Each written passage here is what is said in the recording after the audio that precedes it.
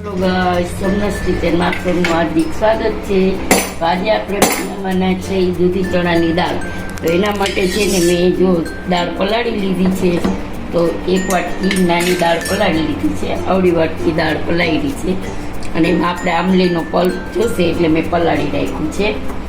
અને આપણે આમાં દૂધીનો કટકા નાના નાના પીસ કરેલા છે, નાની દૂધી હતી, નાના પીસ કરેલા છે. તો ધોઈને આપણે સરસ ચોખ્ખા પાણીએ ધોઈ રાખ્યા છે. તો હવે આપણે ઉમેરી દઈશું.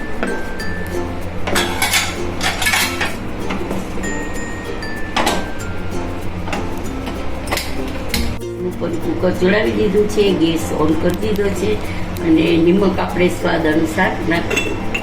હવે આપણે કુકરને બંધ કરી દઈશું અને 4 થી 5 વિસલ વગાડશું.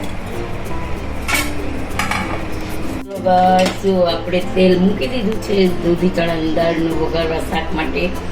અને અહીંયામાં આપણી દૂધી ચણાની દાળ એકદમ સરસ બફાઈ ગઈ છે, જોઈ શકો છો.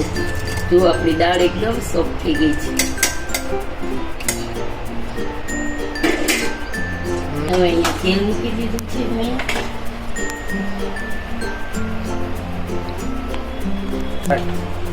તો આપણું તેલ હજી ગરમ થયું નથી. તો હવે આપણે છે ને અહીંયા દાળમાં બધા મસાલા નાખી દે. પહેલાં લાલ મરચું પાવડર,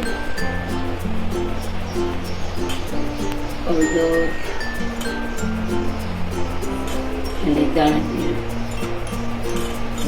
થોડો ગરમ મસાલો દેખાડો. તો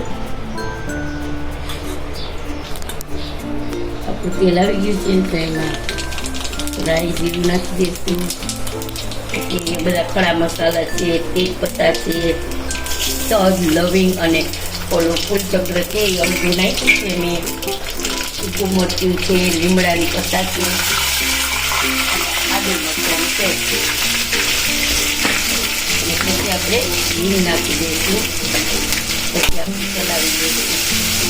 પછી નાખીશું એક ટામેટું સુધારેલું છે. આપણે ટમેટા એકદમ સોફ્ટ થઈ ગયા છે. તો હવે આપણે એમાં દૂધી ચણાની દાળને ઉમેરી દઈશું.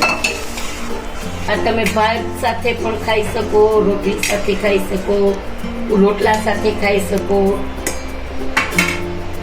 હવે આપણે એમાં 1 ચમચી ખાંડ ઉમેરીશું, જે ખટાશને બેલેન્સ કરવા માટે. આપણે ખટાશ લીંબુની આંબલીની પલ્પ નાખી છે ને, તો જો આટલું આપણે આંબલીનો પલ્પ છે એ ઉમેરી દઈશું. એ બધાને ટમેટાની ખટાશ, આંબલીની ખટાશ ને બેલેન્સ કરવા માટે આપણે એમાં 1 ચમચી ખાંડ નાખી છે નાની. તો હવે આ ઉકળે એટલે આપણે એને બંધ કરી દઈશું.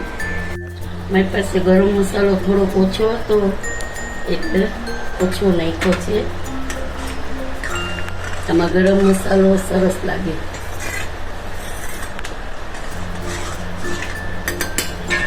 આને ઉકળવા દઈશું આપણે.